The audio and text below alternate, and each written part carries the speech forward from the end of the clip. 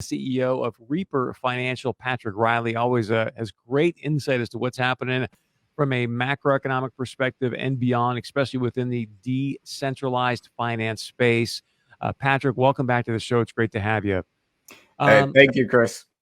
Yeah, I always enjoy our conversations, man. So let's just start there. When we think about where things are at in the world, you sent me a great article over the weekend where you see now Russia and China and the BRICS countries talking about having a separate currency outside of the U.S. dollar. Why is sovereignty and freedom in the realm of finances so important at this time in history? It's extremely important right now because how fragile the global economy is coming. And I want to read you a article headline this morning from Bloomberg News. I know not everyone's a fan of Bloomberg, myself included, but I'm going to read this article headline real quick. Russia to cut Nord Stream gas flow in ominous sign for winter. And it's because of a turbine in the Nord Stream 1 that supplies about 36% of Germany's imports in natural gas, and they've cut it down to about 20% output. So we're in a situation in today's world where we've got things like a simple turbine, piece of equipment can completely upset a global superpower. It can completely upset the stability of the West. Now, I'm sure people are thinking of course, Russia is doing this because they want to compete with the global reserve currency, and they want to try to squeeze the West so they can get in Ukraine. And that's probably all true. But the reality is, if we were to peel all that back and just say that, what if someone does eat a bowl of soup and cause a global pandemic? What if a piece of equipment does fail and that takes out an entire pipeline that supplies a country, and that piece of equipment is just so specialized that it can cause a whole economy to collapse?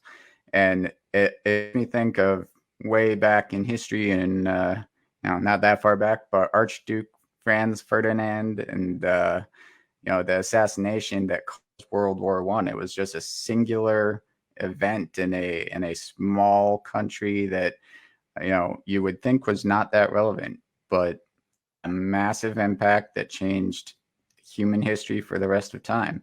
So taking ownership of your personal finances, your cryptocurrency, is the most important thing that you can do to protect yourself economically moving forward in a world that is just so uncertain. And I don't know anybody that would say they are simply comfortable with the way that the global economy is moving. Patrick, we're getting a little bit of feedback from you, but I want you to just to share with people. Again, Patrick Riley, he's the CEO of Reaper Financial. You can find out more at thereaper.io.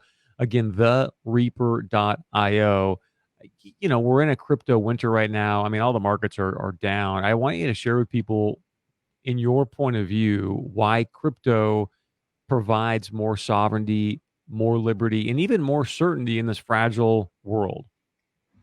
Yep. I want you to think about it this way. If you were to be in a situation where we had a food shortage, and let's say the bank is a lot like a grocery store. There's food there. You can go there. You can get food. You can bring it home. But if that food shortage comes, everyone's going to that grocery store. They're going to buy everything off the shelves like they did with COVID-19. And you may or may not get what's in the grocery store. And that's actually how banks work as well. So what you do when you start a DeFi wallet and you're in possession of your own cryptocurrency is basically this thing is starting your own victory garden or your own greenhouse where you're growing your own food in your backyard. So now you are no longer dependent on the outside world to take care of yourself. And that personal responsibility, that anti-collectivism, is going to take you much farther in life than trying to rely and just hope that everyone else in the world is going to do the right thing and everything will go right. And, historically speaking, something always goes wrong. So it's just best to be prepared, not, in a extremist kind of way, but just in a it's a safety mechanism to have that cryptocurrency and to have it in your possession on your own wallet.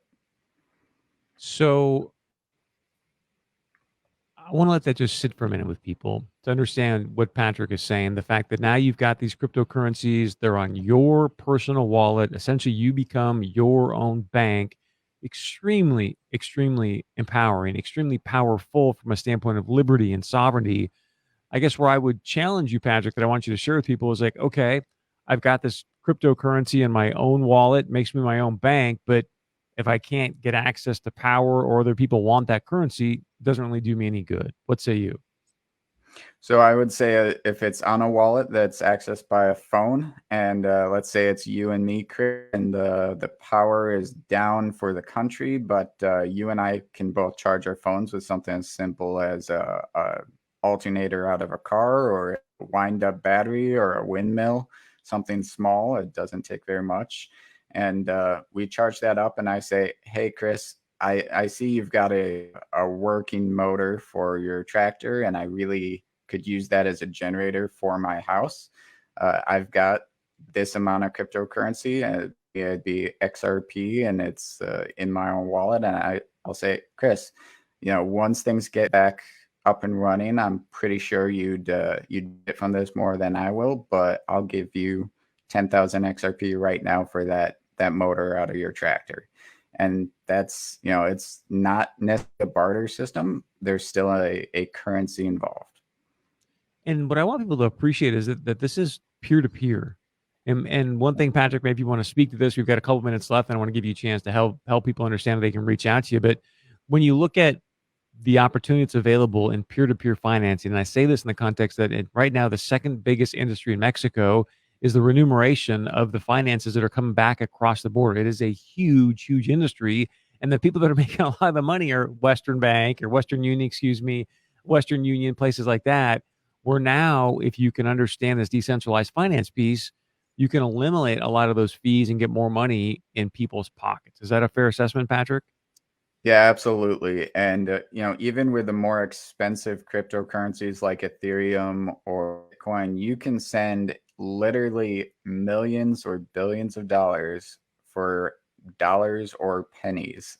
I've seen transactions as high as 145 million in Litecoin go for as little as 45 cents to transact across Wow. borders. And with XRP and Reaper token, those fees are actually less than a penny for any amount. Patrick, I've got about 45 seconds left. I want to give you a chance if people want to reach out to you and just sit down and visit more about, decentralized finance, your Reaper token. How do they do that? Best way to find us is on the Reaper.io. We're on Twitter and Instagram, Discord, and Facebook. So we love to interact directly with the community. We love to answer questions. So we've got a great community that's very excited about what we're doing and what we're developing for the future. And we'd love to have you. Again, you can email Patrick as well. Patrick, Patrick, at thereaper.io. That's TheReaper.io. Patrick at thereaper.io.